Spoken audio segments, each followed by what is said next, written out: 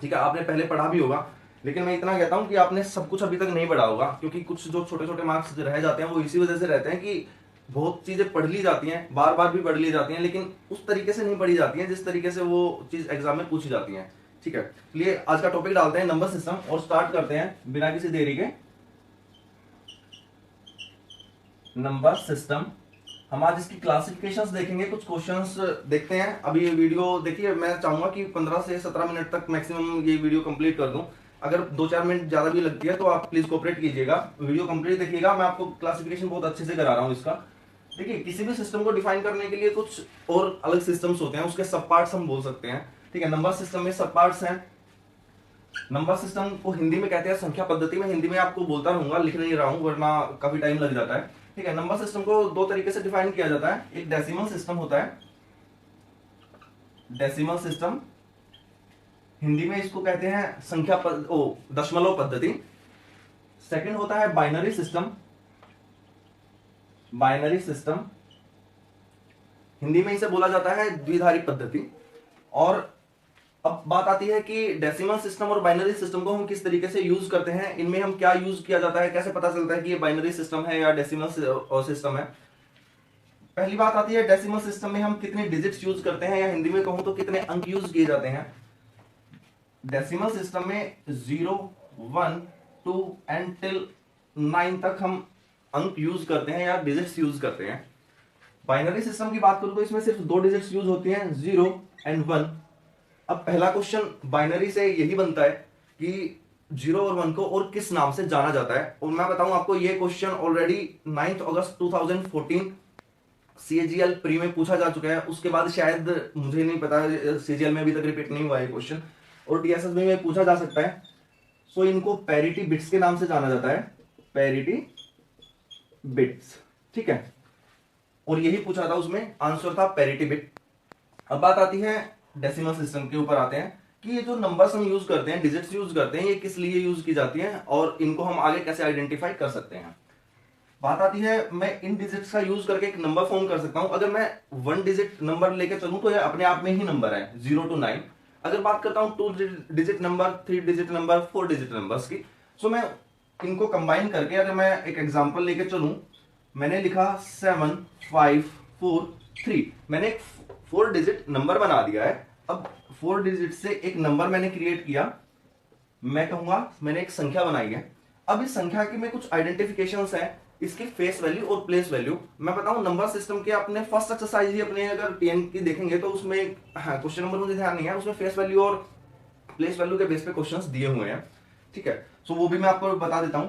अगर मैं बात करता हूं, ये नंबर है, इस नंबर में दो चीजें होती हैं, face value and place value, place value. ठीक है, फेस वैल्यू को हिंदी में कहते हैं कि इसका जो मान है, जो हमारा हमें दिखाई देता है, अंकीय मान, जिसे हम कहते हैं अंकीय मान क्या है। प्लेस वैल्यू को हिंदी में कहते हैं स्थानीय मान, कि स्थानीय मान क्या है किसी भी डिजिट का। मैं देख के चलता हूं, पहले हम 7 को ही लेते हैं। 7 की फेस वैल्यू की बात करूं तो 7 ही रहेगी। 5 की फेस वैल्यू 5 ही रहेगी। 4 की फेस वैल्यू 4 ही रहेगी, और 3 की फेस वैल्यू 3 ही रहेगी। ठीक है, इसका मतलब मैं ये कह सकता हूं कि जो अंक, जो डिजिट एक नंबर में जितने दिखाई दे रही है वही उसकी फेस वैल्यू है। ठीक है, अब बात आती है प्लेस वैल्यू की। मैं बात करूं 7 की, तो 7 की प्लेस वैल्यू क्या होगी कि 7 तो लिखा हुआ है, उसके आगे जितनी भी डिजिट लिखी हुई है 0 चिपका दीजिए। 7 मैंने लिखा, 3 अंक उसके आगे हैं, मैंने 3 0 लगा दी, इसका मतलब 7000 इसकी प्लेस वैल्यू हो गई। बात करें 5 की, सो इसी तरीके से 500 इसकी प्लेस वैल्यू हो जाएगी। 4 की प्लेस वैल्यू हो जाएगी 40। ठीक है, और 3 की फेस वैल्यू, प्लेस वैल्यू 3 ही रहेगी।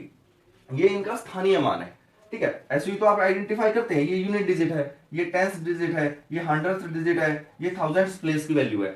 ठीक है, ऐसे ही तो आइडेंटिफाई करते हैं। अब आप एक चीज देख रहे होंगे कि यहां पर फेस वैल्यू और यहां पर प्लेस वैल्यू, और 3 हमारा यहां पर यूनिट डिजिट है, और 3 के केस में दोनों वैल्यू सेम रही है। ठीक है, अब इसका मतलब हम क्या कह सकते हैं कि यूनिट प्लेस पर जो भी हमारी डिजिट्स लिखी होगी उसकी फेस वैल्यू और प्लेस वैल्यू सेम रहेगी। एक क्वेश्चन आपका यहां से बन जाता है और आपके पेपर में पूछा भी जाता है, पूछ लिया जाता है कि इस आपको एक नंबर गिवन होता है और उसमें पूछते हैं कि इसके फेस वैल्यू और प्लेस वैल्यू का सम क्या होगा या डिफरेंस क्या होगा, मल्टीप्लीकेशन का, कुछ भी पूछ सकते हैं आपसे। बढ़ते हैं आगे, इसे रब करते हैं। ठीक है, देखिए अब हम इनका आइडेंटिफिकेशन और किस तरीके से कर सकते हैं।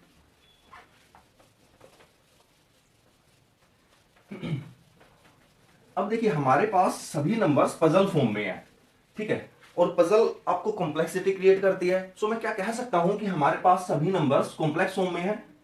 मैं इनको कॉम्प्लेक्स नंबर्स का नाम दूं, कॉम्प्लेक्स नंबर। इस कॉम्प्लेक्स नंबर को हमने दो डिविजन्स में बांटा हुआ है। First real number, second imaginary number, imaginary numbers. ठीक है, अब बात आती है रियल नंबर मतलब वास्तविक संख्या, इमेजिनरी नंबर मतलब काल्पनिक संख्या। जैसे आप मैं बताऊं, काल्पनिक संख्या आपकी कल्पना में कैटरीना कैफ है, दीपिका है, और रियल नंबर्स में आपके मतलब वास्तविक में आपके पास कोई और है। ठीक है, इमेजिनरी नंबर में आप मान ली जाती है, वास्तविक में वो चीज होती नहीं है लेकिन आप फिर भी मानते हैं। इसी तरीके से इमेजिनरी नंबर को एक नाम दिया गया है आयोटा। ठीक है, जैसे आपने कैटरीना या दीपिका नाम दिया हुआ है। अब आयोटा को हम डिनोट करते हैं आई से, और आई की वैल्यू जो हमारे पास होती है i is equal to under root -1 हमारे पास होता है। आई स्क्वेयर हमारे पास क्या होगा, -1, और आयोटा 4 की वैल्यू हमारे पास आती है +1। ठीक है, ये हमारे पास इमेजिनरी नंबर की क्लासिफिकेशन या इमेजिनरी नंबर को हम इस तरीके से डिनोट करते हैं। ये आपके काम नहीं आना है। ठीक है, कभी कभी अगर आपको क्वेश्चन आता भी है तो वो आपको डायरेक्ट लास्ट में देता है कि आप इस जैसे पाई की वैल्यू दे देता है ना, कि पाई को आप 22/7 मान सकते हैं। ठीक है, या 3.14 √3 की वैल्यू अगर आपको देता है तो 3.14 आप लेके चलती है, तो वो चीजें उन्होंने दी होती है। ठीक है, सॉरी पाई की वैल्यू। और अब आते हैं रियल नंबर पे। सो रियल नंबर हमारे पास कौन से होते हैं, -∞ और चलता है +∞ तक। जितने भी नंबर्स आते हैं हमारे पास ये हमारे रियल नंबर्स होते हैं, वास्तविक संख्याएं होती है। ठीक है, इमेजिनरी नंबर यहां पे खत्म हो जाता है, कोई ज्यादा बड़ी चीज नहीं है, ये मैं रब कर दे रहा हूं। अब देखते हैं आगे कि रियल नंबर्स की आइडेंटिफिकेशन क्या है, हम किस तरीके से इन्हें लेकर चलते हैं। रियल नंबर्स अब दो तरीके से हम डिफाइन करते हैं। फर्स्ट वन आता है डेसिमल फॉर्म, डेसिमल में, और सेकंड वन आता है इंटीजर फॉर्म। डेसिमल मतलब दशमलव संख्या, इंटीजर मतलब पूर्ण संख्या जो होती हैं, जिन पूर्ण संख्या हम कह सकते हैं जो हमारे संख्या मान होते हैं। अब देखिए डेसिमल जो होता है हमारे पास, उसके आइडेंटिफिकेशंस देखते हैं। डेसिमल कितनी तरीके का हो सकता है और आप किस तरीके से उन्हें लेकर चलेंगे। मैं कहूं 0.2, ये भी एक डेसिमल है। सेकंड कहूं 0.333 एंड सो ऑन, ये भी एक डेसिमल है। मैं कहूं 0.4576842 एंड सो ऑन, जो भी रिपीट नहीं हो रहा है। अब देखिए कि तीनों एक डेसिमल या मैं कहूं दशमलव के ही पार्ट है। अब मैं क्या कह सकता हूं कि दो के आगे में 0 0 0 रिपीटेशन में चल रही है, यहां पे भी रिपीटेशन है। अब आप बताइए कि क्या मैं इनको छोटा नहीं कर सकता, बिल्कुल कर सकते हैं। देखिए मैं इसे कह सकता हूं कि 0.3 और बार, यहां से मैं 0 हटा देता हूं, एक ही 0 रख लेता हूं। ठीक है, 20 अगर मैं हंड्रेड्स में इसको काउंट करता हूं। अब आप देखिए क्या मैं इसे 0.2 को मैं लिख सकता हूं, पॉइंट हटा के अपोन में 10 लिख सकता हूं। 0.20 को अगर मैं हंड्रेड्स पे काउंट कर रहा हूं तो लिख सकता हूं 20/100। ऐसे ही तो करते हैं हम, लेकिन क्या हम इसे छोटा कर सकते हैं, बिल्कुल नहीं कर सकते, क्योंकि ये रिपीटेशन फॉर्म में है ही नहीं। अब मैं इनकी आइडेंटिफिकेशन करता हूं। क्या मैं ये कह सकता हूं कि ये वाले दोनों नंबर्स रिपीटेड फॉर्म में है, रिपीटेड है। ठीक है, अब ये डेसिमल का रिपीटेड फॉर्म है और ये नॉन रिपीटेड है, ये नॉन रिपीटेड है। अब आप देखिए रिपीटेड का मतलब पुनरावृत्ति की, मतलब बार बार वही चीज रिपीट हो रही है, यहां पर वो चीजें रिपीट नहीं हो रही है, डिजिट्स आगे रिपीट नहीं हो रही है, कंटिन्यूटी में चलती जा रही है। अब आप बताइए क्या मैं रिपीटेड को, आप जो ये है 0.3 बार, क्या आप इसे ऐसे नहीं लिख सकते 3/9 और कट के आ जाएगा 1/3, नहीं लिख सकते क्या? बिल्कुल लिख सकते हैं। देखिए कैसे किया जाता है वो चीज मैं आपको बता देता हूं थोड़ा सा। अगर मेरे पास नंबर है 0.333, मैं इसे x मान लेता हूं, x बराबर इतना हमें दिया हुआ है, और दोनों तरफ पॉइंट को इलिमिनेट करने के लिए थोड़ा सा मैं 10 से मल्टीप्लाई कर देता हूं। मेरे पास क्या आ जाता है, दोनों साइड 10 से मल्टीप्लाई करने के बाद 10x is equal to 3.333 and so on. ये तो ऐसे ही चल रहा है। अगर अब ये जो इतनी टर्म है 0.33, इसे तो मैंने क्या माना हुआ है, x माना हुआ है, क्योंकि मैं इसे ऐसे लिख सकता हूं ना, 3 प्लस 0.333 एंड सो ऑन। अब ये पार्ट मेरा x हो गया, ये दूसरी साइड आएगा, बॉर्डर क्रॉस करेगा तो 9x इज इक्वल टू 3, और x की वैल्यू कितनी आ गई, 3/9। मैंने इसे p बाई क्यू की फॉर्म में लिख दिया है। अब आप बताइए p बाई क्यू की जो फॉर्म होती है उसे क्या कहते हैं, रेशनल नंबर्स कहते हैं। तो क्या मैं कह सकता हूं कि ये जो मेरे नंबर्स होंगे ये रेशनल नंबर भी होंगे? रेशनल नंबर्स, रेशनल नंबर का मतलब प्रीमियर संख्याएं होंगी जिन्हें हम p बाई क्यू की फॉर्म में लिख सकते हैं, and q not equal to 0 होगा। ठीक है, q डिनोमिनेटर कभी भी 0 नहीं होता, अदरवाइज वो इनफिनाइट वैल्यू बन जाती है। और जो नॉन रिपीटेड वैल्यू होंगी, क्या हम उनको इरेशनल नंबर्स कह सकते हैं? इरेशनल नंबर, ठीक है, मतलब अप्रिमेय संख्याएं। अप्रिमेय संख्याएं कौन सी होती हैं, जो रूट्स की वैल्यू होती हैं या पाई वगैरह। चलिए देखिए पाई का मुझे ध्यान आ गया, मैं एक बार पाई भी बता देता हूं आपको। ये इतना समझ आ गया, आगे बढ़ते हैं। हमारे से डायरेक्ट क्वेश्चन पूछ लिया जाता है, एक पाई का बहुत अच्छा क्वेश्चन आता है कि प्रीमिय और अप्रिमेय संख्या, रैशनल और इरेशनल नंबर्स के केस में, कि कौन सा रैशनल है और कौन सा इरेशनल है। अब बताइए पाई ऐसे होता है और इसी की वैल्यू होती है 22/7। कौन सा रैशनल है कौन सा इरेशनल, यही पूछ लिया जाता है। तो मैं बता दूं आपको, जो पाई है ये इरेशनल है, इरेशनल नंबर है, और ये जो नंबर है ये हमारा रेशनल नंबर है, क्योंकि ये p बाई क्यू की फॉर्म में लिखा हुआ है और क्यू जो है नॉट इक्वल टू 0 है, 7 है। ये इरेशनल नंबर है। आप इरेशनल नंबर्स में √2, √3 और रूट में जो भी वैल्यूज होंगी वो इरेशनल नंबर होती हैं। Rational number p by q की फॉर्म में होता है। ये आपको बताना था कि पाई की जो वैल्यू होती है ना, ये 22/7 अप्रोक्स वैल्यू होती है। ये एक मतलब टाइम के बाद 40-44 डिजिट तक आने के बाद ये रिपीट होना शुरू हो जाती है। तो ये इसकी अप्रोक्स वैल्यू है, एग्जैक्ट वैल्यू नहीं है, हम मान लेते हैं इनको। अब चलते हैं आगे। हमने डेसिमल फॉर्म्स देख लिए, अब देखते हैं इंटीजर का क्या है, कि इंटीजर्स को हम किस तरीके से डिवाइड करते हैं। अब बात आती है इंटीजर की। ठीक है, डेसिमल हमने कर लिया था, इंटीजर आता है। इंटीजर को हम 3 पार्ट्स में डिवाइड करते हैं। मैंने 2 लगाए, देखते हैं, पॉजिटिव इंटीजर्स और नेगेटिव इंटीजर्स। ठीक है, जिन्हें हम धनात्मक और ऋणात्मक संख्याएं कहते हैं। थर्ड वन हमारे पास बच जाता है 0। ठीक है, जो कि ना ही नीदर पॉजिटिव नॉर नेगेटिव, ना ही पॉजिटिव है और ना ही नेगेटिव है। अब बताइए कि जो पॉजिटिव इंटीजर्स होंगे वो कौन कौन से होते हैं। हमने रियल नंबर्स, देखिए रियल नंबर्स हमने कैसे डिवाइड किए थे, सॉरी, -∞ और +∞ तक। ठीक है, अब जो पॉजिटिव हो गए वो हमने हाफ हाफ कर दिया, यहाँ पे बीच में 0 आता है, तो जो पॉजिटिव बच गए वो पॉजिटिव इंटीजर्स, मतलब 1, 2, 3 एंड +∞ तक। तो नेगेटिव बच गए वो क्या हो गए, -∞, एंड चलता रहेगा -4, -3, -2 एंड -1 तक। ठीक है, ये हमारे नेगेटिव इंटीजर्स हो गए, 0 हमारा कुछ भी नहीं है। अब बात आती है कि पॉजिटिव इंटीजर्स को हम किस तरीके से डिफाइन कर सकते हैं और पॉजिटिव इंटीजर्स आगे कैसे अप्रोच करेंगे। देखिए 1 मिनट में देखता हूं कि पॉजिटिव इंटीजर्स को हम क्या कहते हैं और किस तरीके से डिफाइन करते हैं। ये हमारे जो होते हैं ना नेचुरल नंबर्स, जिन्हें हम बोलते हैं प्राकृतिक संख्याएं, नेचुरल नंबर्स, इन्हें हम कहते हैं प्राकृतिक संख्याएं, जो हमें प्रकृति से मिली हुई हैं। ठीक है, प्राकृतिक संख्याएं, आपको समझ तो आ रहा है ना, मतलब एक्चुअली मैं ये चाहता हूं कि जो चीज आपको बताई जाए, जो डिलीवर हम करना चाहते हैं वो एग्जैक्ट आप तक पहुंचे। ठीक है, उम्मीद करते हैं आपको समझ आ रहा होगा, कुछ चीजें आपने पढ़ी भी होंगी। ठीक है, ये हमारे नेचुरल नंबर्स होते हैं और ये हमारे अननेचुरल नंबर्स हो गए, मतलब अप्राकृतिक संख्याएं हम इन्हें बोल सकते हैं। अप्राकृतिक संख्याएं। ठीक है, अब देखिए जो मैं बता रहा था ना कि अब जीरो को क्या है, होल नंबर्स बोल देता है, होल नंबर।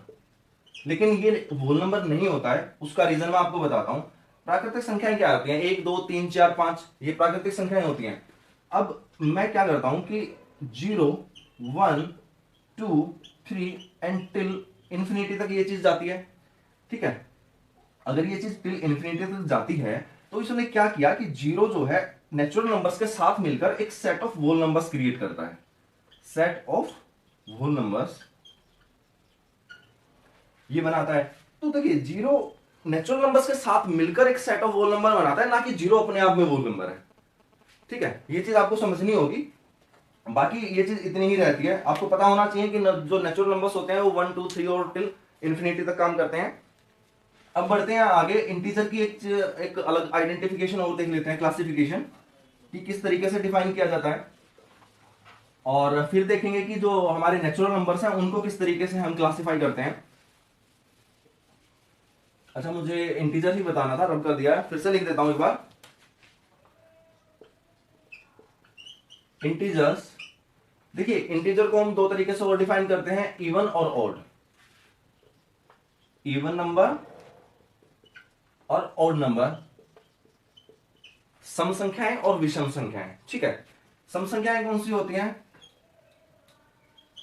विच नंबर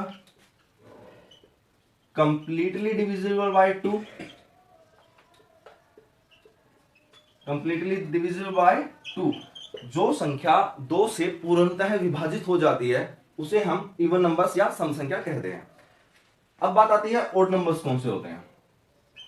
देखिए अब कई बार होता है कि भाई जीरो है, जीरो इवन होता है, जीरो वही 3 से भी डिवाइड हो जाता है। इसका मतलब ये तो नहीं है ना कि जैसे 9 होता है, ठीक है, 6 भी 0 से डिवाइड हो, वो 3 से डिवाइड हो जाता है। इसका मतलब ये थोड़ी है कि 6 हमारा ऑड नंबर हो गया। ठीक है, ऑड नंबर की डेफिनेशन में सिर्फ इतनी बात कही जाती है, which number not divisible by 2, not divisible by 2, जो नंबर 2 से विभाजित नहीं होता है, ठीक है, वो ओड नंबर होता है। ना कि ये कि जो नंबर 3 से डिवाइड हो जाता है वो नंबर ओड नंबर कहा जाता है, या जो भी ओड नंबर से डिवाइड होते हैं वही ओड नंबर्स होते हैं, ऐसा बिल्कुल नहीं है। अब बात आती है कि जीरो हमारा ओड है या इवन है। अब ये भी कंफ्यूजन क्रिएट हो जाता है, जैसे जब होल नंबर के केस में हुआ था। अब देखिए कि जीरो का क्या है, देखिए कोई भी इवन नंबर हुआ हम उसको किस तरीके से डिफाइन करते हैं।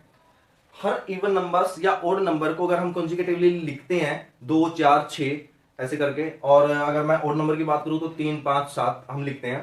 ठीक है, तो उनका जो गैप है, देखिए 2 लिखा, 4 6 8, आप देख रहे होंगे इन्फिनिटी तक ये चीज जाती है, और इनके बीच में जो भी गैप होगा वो 2 का गैप होगा हर किसी के बीच में।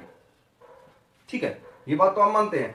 अब बात आती है ओड नंबर की। अगर मैं ओड नंबर माइनस से स्टार्ट करता हूं, देखिए -3 -1, अब 2 का गैप लूंगा तो 1, फिर 3 और टिल प्लस इंफिनिटी, और इधर ये माइनस इंफिनिटी, ये चीज रहती है। अगर मैं पॉजिटिव केस में जाता हूं -2, या फिर मैं कहूं -4 -2, और बीच में आता है 0। ठीक है, अब देखिए यहां पर -2 -4 और -2 में कितने का गैप है, 2 का गैप। -2 और 0 में कितने का गैप है, 2 का गैप।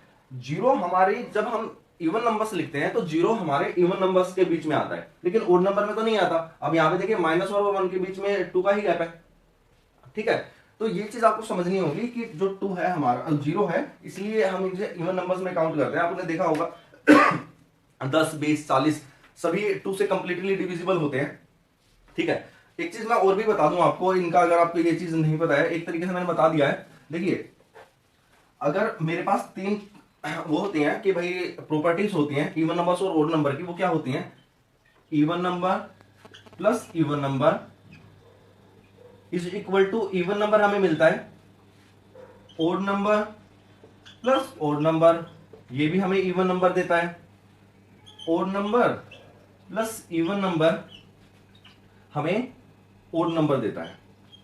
ठीक है, ये प्रॉपर्टीज हैं, आप इनमें वैल्यू पुट कीजिए जीरो की। जीरो को एक बार इवन नंबर, देखिए मैं अगर मानता हूं जीरो हमारी इवन नंबर है, 2 मैंने इवन नंबर ले लिया। ठीक है, 2 जमा 0 कितना हुआ, 2, बिल्कुल ठीक आ रहा है। अगर मैं ओड नंबर अगर मैं जीरो को ओड नंबर मान लेता हूं, मैंने मान लिया जीरो, ठीक है, और यहाँ पे ओड नंबर मैंने 3 ही डाल दिया, मेरा क्या आना चाहिए, 3 प्लस 0 3 आएगा, और 3 क्या है, एक ओड नंबर है। तो यहाँ पे हमें मिलना तो चाहिए इवन नंबर, लेकिन मिल क्या रहा है, ओड नंबर। तो यहाँ पर ये प्रॉपर्टी फेल हो जाती है।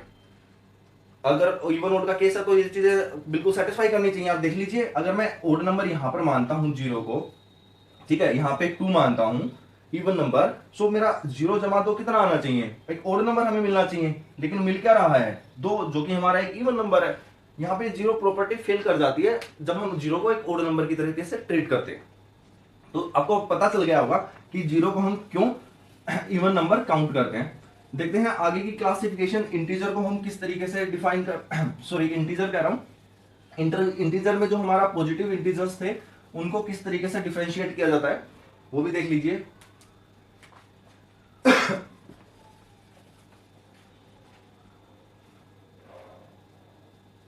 इंटीजर में हमने पढ़ा पॉजिटिव इंटीजर, पॉजिटिव इंटीजर्स के कुछ पार्ट है, ठीक है, मैं बताता हूं। फर्स्ट है प्राइम नंबर, प्राइम नंबर्स जिन्हें हम अभाज्य संख्याएं क्या कहते हैं, अभाज्य संख्याएं कहते हैं, ठीक है। सेकंड है हमारे पास 1, ठीक है, और थर्ड वन है कंपोजिट नंबर जिन्हें हम भाज्य संख्याएं कहते हैं। अब इनका क्लासिफिकेशन देख लीजिए। प्राइम नंबर्स हमारे कौन से होते हैं, विच number have only and only 2 factors, एक ऐसी संख्या जिसके सिर्फ और सिर्फ 2 ही गुणनखंड हो उसे हम प्राइम नंबर या अभाज्य संख्याएं कहते हैं। और वो 2 फैक्टर्स कौन से होंगे, या तो 1 एंड इटसेल्फ, एक नंबर वो खुद होगा, मैं कहूं 3 हमारा बिल्कुल एक प्राइम नंबर होगा, 2 हमारा प्राइम नंबर होगा क्योंकि वो सिर्फ एक से एक उसका गुणनखंड होगा, और जो खुद 2 होगा या फिर 3 होगा वो उसका गुणनखंड होगा, ठीक है। तो इस तरीके से अब बात आती है 1 की। सो 1 हमारा ना ही प्राइम नंबर है ना ही कंपोजिट नंबर है। कंपोजिट की बात करें, so which number have more than 2 factors,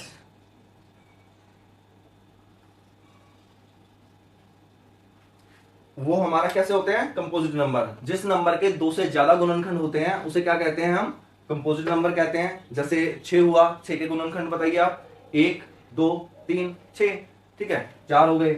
इस तरीके से हम इनका डिफरेंशिएशन करते हैं, ये चीज तो खैर आपको पता ही होगी सारी।